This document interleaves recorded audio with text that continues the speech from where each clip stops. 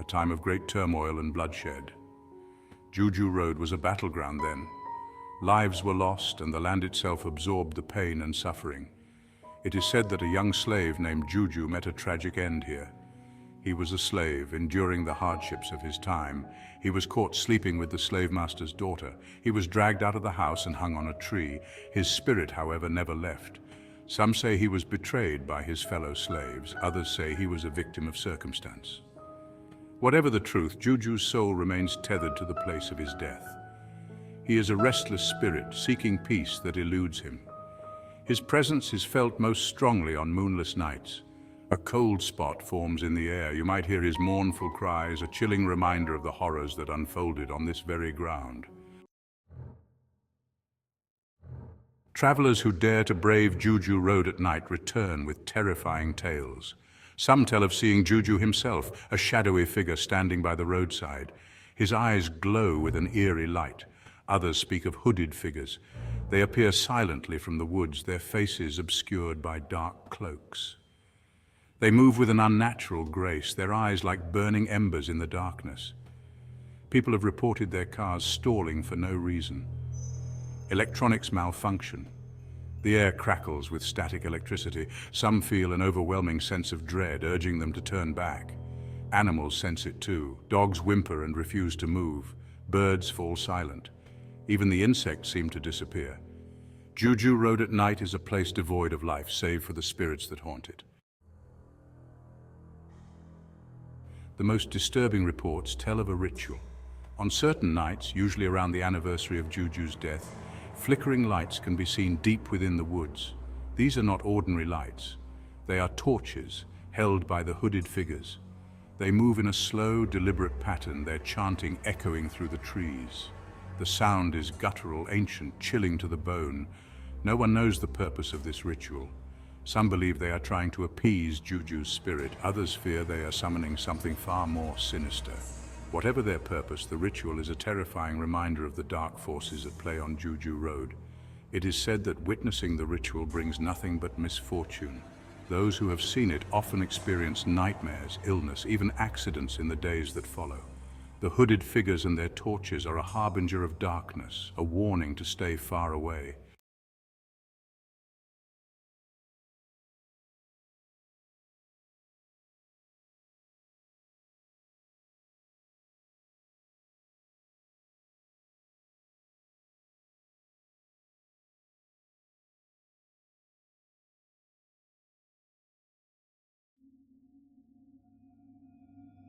Sally Carruthers Baker, a name etched in Louisiana folklore. Born in 1876, her story begins in the untamed backwoods of Webster Parish. This was a time when life revolved around the land, a time of hardship and resilience. Sally's family, like many others, carved out an existence from the unforgiving terrain. Theirs was a life of toil and tenacity, shaped by the rhythms of nature. The Carruthers family instilled in Sally the values of hard work and self-reliance. Survival in the backwoods demanded these qualities. The land was both provider and adversary. It offered sustenance but also demanded respect and unwavering determination. These early years forged in Sally a spirit as untamed as the land itself. Little did Sally know that she too would become a part of these tales, her own story woven into the fabric of Louisiana legend. Sally Carruthers found love with John Baker, a man who shared her connection to the land. Their marriage was a union not just of hearts, but of shared dreams and aspirations. Together, they built a life on the fertile soil of Webster Parish. John and we made our homestead our sanctuary. It was a testament to our hard work. The land yielded its bounty, providing for their needs. They raised livestock, cultivated crops, and lived in harmony with the natural world that surrounded them. John and Sally's love deepened, their bond strengthened by shared challenges and triumphs. We faced every obstacle together, our love a constant in an ever-changing world. The backwoods of Louisiana bore witness to their love story, a testament to the enduring power of human connection in the face of adversity. Tragedy struck the Baker homestead, shattering the tranquility of their lives. John Baker, Sally's beloved husband, died under mysterious circumstances. The details remain shrouded in uncertainty, the truth lost to time and speculation. Some whisper of foul play, of a life taken too soon. John's death left me alone, a widow in the unforgiving wilderness. Grief threatened to consume her, but she found strength in the land they both loved. She continued to work the farm, her hands calloused, her spirit unbroken.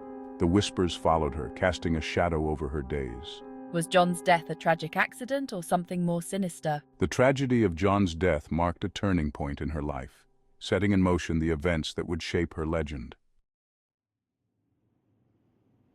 Widowhood transformed Sally Baker. The gentle farm wife became a fierce protector of her land and her solitude. She carried a rifle, not as a threat, but as a symbol of her self-reliance and a warning to those who might underestimate her. Stories circulated of me confronting trespassers, my rifle a potent deterrent. She became known as a woman who valued her privacy and defended it fiercely. Some saw her actions as eccentric, fueled by grief and isolation. Others recognized her strength and determination, her refusal to be intimidated in a world that often preyed on the vulnerable. Sally's independence challenged the conventions of the time. In a society that expected women to conform, Sally Baker carved her own path, becoming a legend in the process. Years of solitude and whispers took their toll on my image. My once warm eyes, now hardened by loss and suspicion, seemed to reflect the wildness of my surroundings.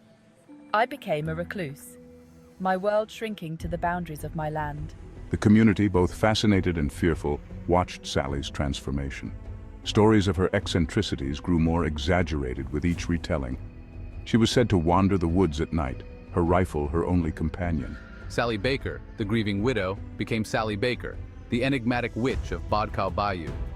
The truth of her life became intertwined with myth and speculation.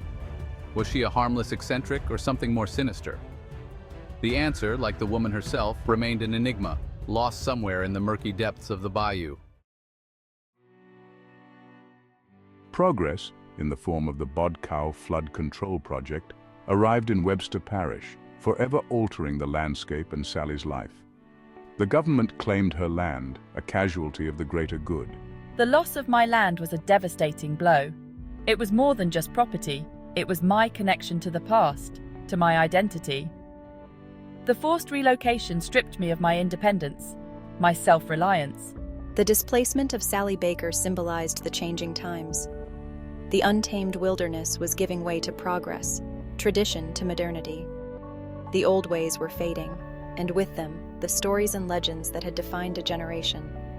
Sally, once a symbol of self-reliance, became a poignant reminder of the human cost of progress. Sally Baker's final years were a stark contrast to her independent life on the bayou. She lived with various family members, her spirit seemingly broken by the loss of her land and her solitary existence. Despite the hardships I endured, I never forgot the lessons of the backwoods. I carried myself with a quiet dignity, my silence speaking volumes about the resilience of the human spirit. In 1954, Sally Baker's journey came to an end. She passed away at the age of 78, her passing marking the end of an era in Webster Parish. She was laid to rest, not on her beloved land, but in a local cemetery, her grave a quiet reminder of a life lived on her own terms. Even in death, Sally Baker couldn't escape the whispers. Her legend, fueled by a potent mix of fact and fiction, continued to grow. She became a cautionary tale, a symbol of the dangers of isolation and the power of the unknown. Tourists flocked to the area, eager to catch a glimpse of the bayou where the witch of Bodcow once roamed. Local businesses capitalized on the legend, selling trinkets and souvenirs that played on her fearsome reputation. The enduring fascination with Sally Baker's story speaks to our innate desire to believe in the extraordinary. In a world increasingly dominated by rationality and logic, there is a certain allure to tales of the unexplained, of individuals who defy categorization. Sally Baker, whether a victim of circumstance or a master of her own destiny, continues to captivate our imaginations. The legend of Sally Baker became intertwined with another notorious tale of the American South, the saga of Bonnie and Clyde. Rumors circulated that Sally had provided shelter to the infamous duo during their crime spree.